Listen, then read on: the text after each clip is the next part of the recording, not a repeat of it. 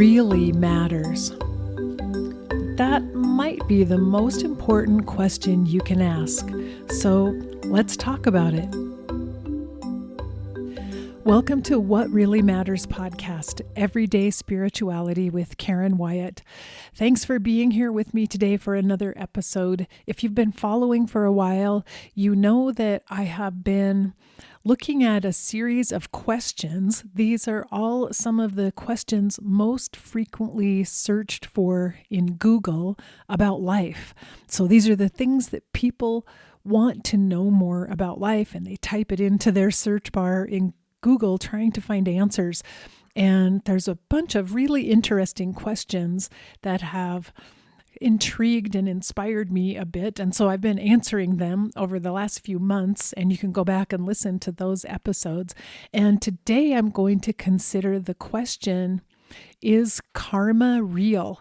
And so this is a fun one for me to stop and think about and to really look at what do I think about the concept of karma, and what do religious people say about it, and what does my own life experience and the wisdom I've worked on accumulating over the years tell me about karma. So I don't think I have to explain to you what karma is, because you've probably heard of it before.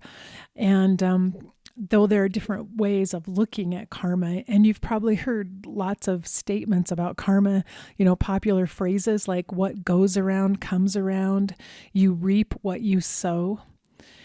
And the concept here being that whatever you put out into the world will come back to you at some point or another.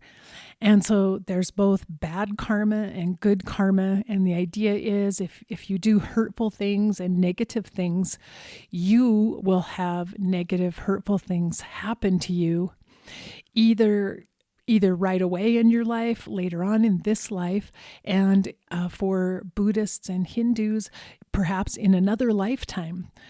The karma will come after you, and you will receive the karma from what you have done during this lifetime. And likewise, if you do good things in your life, you will have good things come back to you. And it's clear to me that a lot of us really believe in this concept. It's kind of a cause and effect way of looking at the world. And it's a comforting way of looking at the world, I think. Like, if I just do the right things, the good things in the world, good things will happen to me. And I think it helps us feel safe and feel like we have a certain amount of control in the world. As long as things are going okay for us, I think karma is something we can believe in. I personally know that my lower self, my egoic self, many times really, really wants karma in the negative sense to be true, because there are people that I have seen do hurtful things to others, do really bad things in the world, harmful things. And so much so, I wish from my ego that karma would be true for them, that I could just cling to this idea that someday they will get what's coming to them. There will be retribution for their behavior. They will be punished. I can get a sense of revenge, and there will be payback of some sort. And I think that is a comforting thought to the ego and to our lower selves, to believe at least that this is a just universe, and that when people are bad and do bad things, they will receive the punishment that they deserve, even if we don't get to witness it, even if we're not there to see it happen. For us to just believe that that will happen, that in some ways helps us live with the fact that there is evil and negativity in the world. So for ourselves, we'd like to believe in a positive karma, that when we do good works and do good things for other people, we will get repaid for that somewhere down the road. And for our enemies or the people we don't like, we want to believe in a negative karma, and that they will be somehow paid back for their negative behaviors. So I looked up the meaning of the word karma. It's a Sanskrit word, And it means action, both in Hindu and Buddhist belief systems. And so it's talking about a belief that the actions you create in the world, the behavior that you bring to the world, will determine your fate in the future or in future lives. And so I mentioned that before, but it has to do with action, what you do and what you create or what you bring into the world. And again, in both of those religions, there's a belief in reincarnation. So if you don't see karma playing out in another person's life, in this life, you can always believe that, wow, 1,000 years from now, that person is going to live a horrible lifetime because all of this karma is going to come back for them and they are going to suffer for what they're doing right now. And again, lower self, the ego, takes a lot of comfort in knowing that or believing in that. And as I looked further at beliefs in karma, some people believe that God is responsible for karma, that God carries out the karma and carries out either punishment or reward for people who receive it.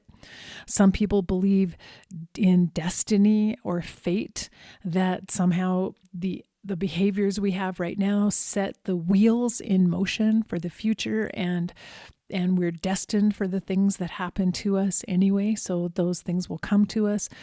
Some just believe that this is a just world and that there's balance in the world, so that whatever is created has to be repaid energetically somehow. So lots of different ways that we can view karma as playing out in the world. But as much as I would like to believe that people I'm aware of or people I've met in my life who seem to be pretty bad people who I have seen do harm to others, and there's some people we've all witnessed in the last few years who have created great harm for other people, I have to admit there have been many times when I have seen people who do bad things who don't seem to ever be punished for the things that they do. I haven't seen it play out that way. I've seen some people, and this particularly applies to people who are narcissistic, who are able to compartmentalize away their own negative behaviors, so they don't have a conscience. They don't feel the suffering that comes from hurting others in their day-to-day lives. And oftentimes those are the people who somehow manage to get away with the behaviors they have, to get away with what they do. And it's very frustrating for all of us when we see that happen, because it seems that there are never the consequences for their actions that we would expect. And I've seen that happen frequently and over again in my life. So I realized this idea of karma, as much as I would like it to be true, it doesn't play out in such a simplistic cause and effect manner as at least my ego thinks that it should. And the same is true for positive karma. When I really look back at so many people I've known, some of the very best people I've known, people who are just kind and loving and generous, who care about others. They have been just a bright light for their families, their friends, their communities. Some of those people have died of some of the cruelest diseases I've ever seen at a young age. And if we believe in positive karma, it's very hard to come to terms with that. How is it possible that someone who seems to bring nothing but love and light into the world ends up suffering and dying at a very young age? It doesn't make sense. It doesn't add up. If karma is real, this doesn't seem to fit what karma is supposed to be according to these definitions, except perhaps that I'm looking at what happens within a single lifetime, not looking at this huge possibility of reincarnation, that these people will live other lives and that they will get rewarded in some other lifetime in the future. But in terms of this one lifetime, it doesn't seem to add up. Some of the bad people don't ever seem to have negative consequences for their behavior, and some of the best people I've ever met sometimes end up enduring a lot of suffering and pain in their lives. And I think one thing that can be particularly harmful when we talk about karma is when we turn it around on people. If we say to someone who is sick and suffering, you must have done something to deserve this, like, oh, look, this is your karma for something. What was it? What was it that you did that brought this to you? I don't find it particularly helpful to say to a person who's suffering that they have to have done something wrong at some other point, or even in a past life, or they wouldn't be going through this negative experience now. And likewise, when someone receives an amazing blessing or has something wonderful happen in their lives, I don't necessarily think it's helpful to assume, wow, you must be the best person. You must be the most wonderful being here on the planet because all of these blessings just came down upon you. You must deserve that. Because I just don't find that that's true. In my experience, I honestly can't predict who will receive blessings in their lives, who will experience suffering in their lives, and I can't look at anything from their earlier life that necessarily points me in seeing it one way or the other. So the karma that my lower self, my ego, wants to believe in, the idea that there is either payment or punishment based on whether your behavior is good or bad in your life, I know in my heart and with my higher wisdom that that is not real. That is not true in its essence. That's not how it plays out. And as I said before, it's such a simplistic way of looking at how life unfolds and looking at the so-called good and bad things that happen in life. And I can't be comfortable with it. I can't support it. I can't say that karma perceived by my ego is a real thing. But I think there's something else to this. I think there's more, and I think there's a higher view, the galaxy view, which I've talked about before. But when we step back from just this lifetime and how our ego is perceiving it and going through life, and we try to look at the higher spiritual wisdom or truth that might be contained in this concept of karma, because obviously the idea of karma probably wouldn't have existed for such a long time throughout history. It wouldn't persist if there wasn't something about it that rings true.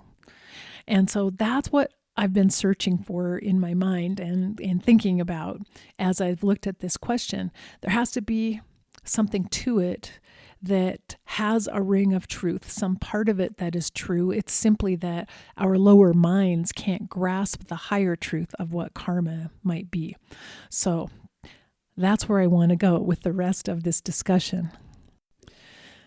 When I get in touch with my own higher self and think about what does karma represent, what comes to mind for me is that karma might be how I respond to whatever life brings to me, whatever happens in my life. So not that things happen in my life as a payback for what I think or things I've done in the past, but that karma is something kind of unfolding in the moment. Life, for whatever reason, brings me certain situations. Things happen. My path intersects with someone else. And for some reason I get sick. For some reason I have an accident. For some reason my car falls apart or my house burns down.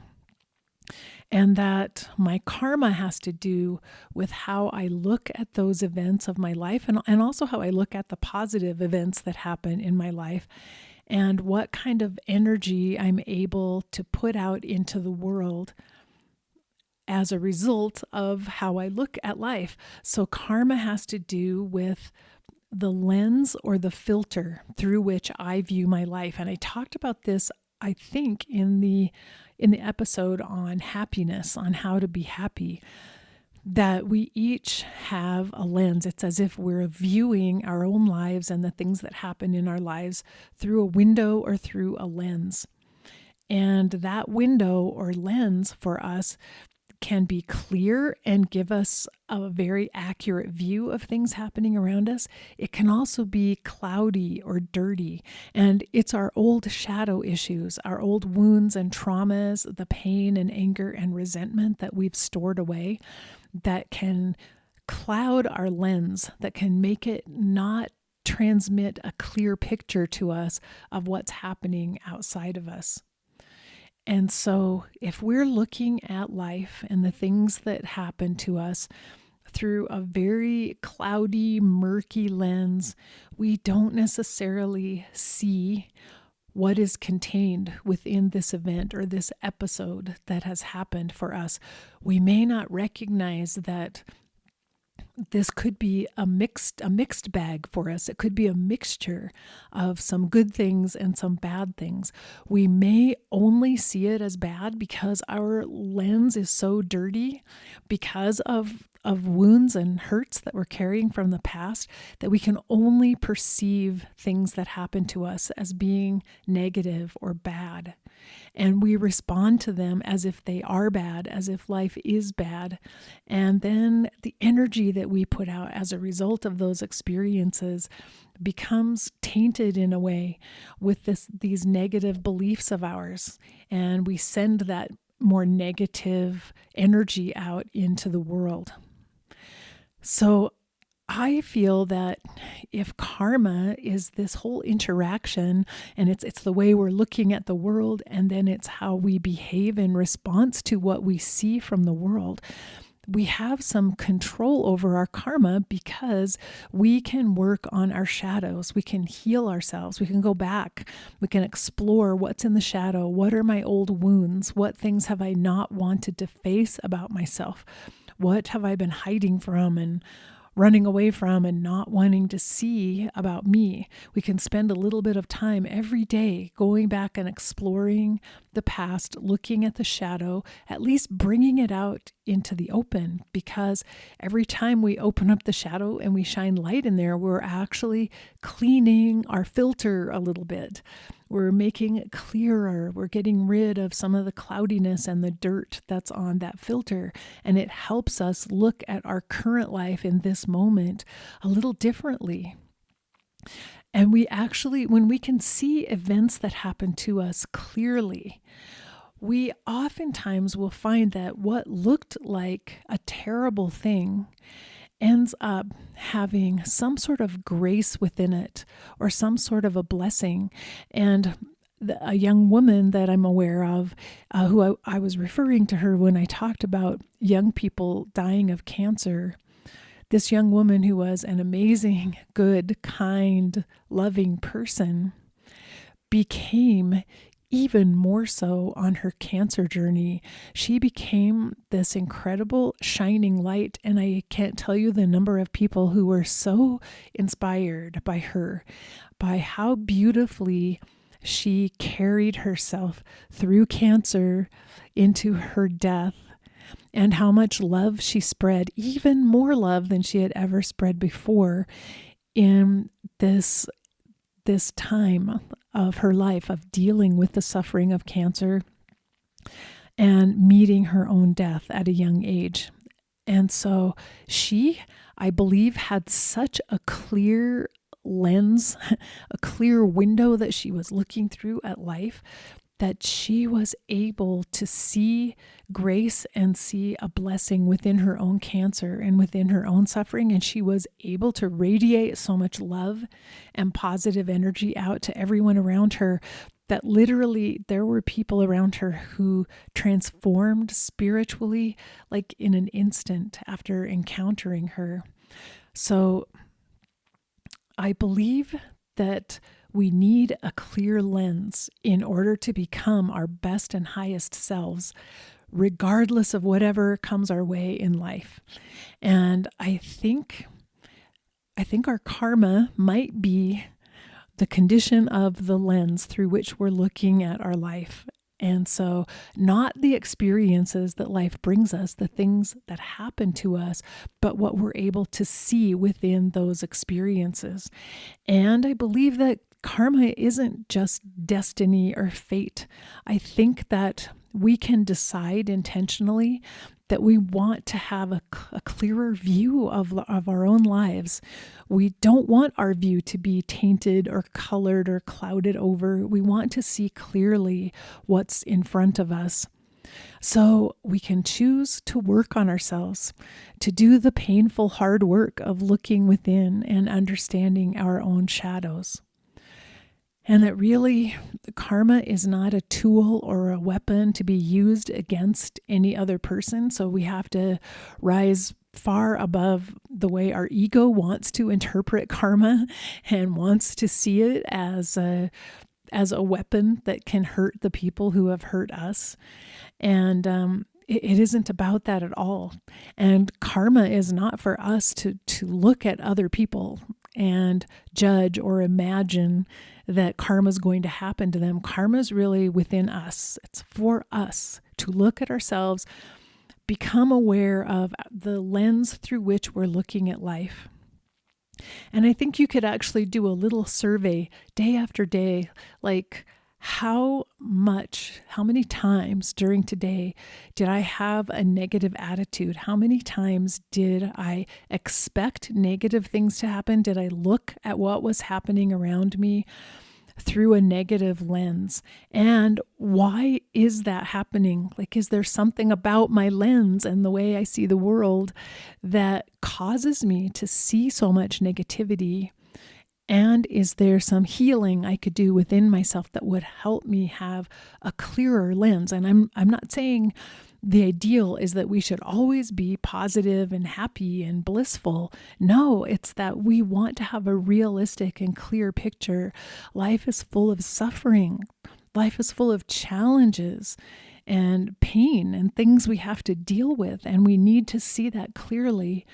But we want to be able to see every little tiny particle of light that is within any darkness that comes to us. We want to have a clear enough lens so that we can always find whatever light or love or blessing exists within that painful time, because that's what helps us stay in balance.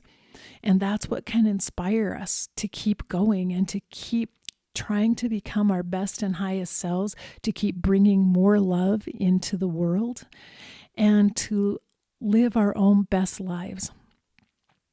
And so one more thing I want to say about the idea of karma, that I think that if we hold on to the idea that we will be rewarded if we do the right thing, I think that puts us into a mindset that's not helpful, because it means that we may start trying to do good things we think are good in order to get rewarded. And that's how the ego sees it. That is ego-directed behavior, to base our actions on whatever rewards we could receive and winning those rewards, or on avoiding the punishment that could happen if we do the wrong thing. That's ego-level behavior. So the idea is to strive to be the best selves we can be, and understanding we have to be willing to look at our own pain. We have to look at our own shame, look at the things we don't like about ourselves, and learn how to live with them, learn how to hold them at least, and understand, hey, I'm not perfect. I have some flaws here. Learn how to live with our flaws, how to keep our flaws from clouding up our lens through which we're looking at the world. And how to, if we can, work with our flaws so that maybe we can get something good out of them. Maybe there's some way our flaw will turn out to have something that will benefit us down the road. So those are the motivations of the higher self, are simply to be the best self I can possibly be, and to bring more genuine, unconditional love into the world. And there is no ulterior motive about wanting to get a reward or wanting to avoid a punishment down the road. That is not helpful. That leads us in the wrong direction. So if we're going to look at karma and believe in karma, then I think we have to believe it's something within us right now that we need to learn how to work with. And we can say, I want a clear view of life and what's coming to me. So I'm going to work on cleaning up the lens or the window, however you want to imagine it, through which I look at the world. So those are my thoughts about karma. I don't know if that's helpful to you at all, but as I sat and pondered it, I went through the full cycle of thinking, wow, there are people on this planet right now that I sure hope karma comes for them someday and that they experience the consequences of what they've done. But then I realized that is so unhelpful. That is just not the right mindset for me. It's not where I want to be. It's not where I want my mind to be. So that's it. Those are my thoughts on karma. I'll probably learn more as I get older and experience more of life, and then I'll come back and tell you about that if I do. So I'll be back again in a week with another episode for you. And thanks again for listening. If you enjoy this podcast and also my End of Life University podcast, you can support both of them on my page at patreon.com/EOLU. You can become a patron there for as little as $2 a month. So take a look at my page and see if you are interested in that. And also tell other people about this podcast if you think they'd be interested in listening as well. And feel free to leave me messages. I love hearing from you. If there are any comments that you have, you can also email me at karen@karenwyattmd.com. So until we're together next week, remember that we're here for love. That is the most important thing to focus on. So face your fear. Be ready for whatever life brings you next, because it's a mixed bag out there. You have no idea what's coming your way. And love each and every moment of your very precious life. Bye-bye.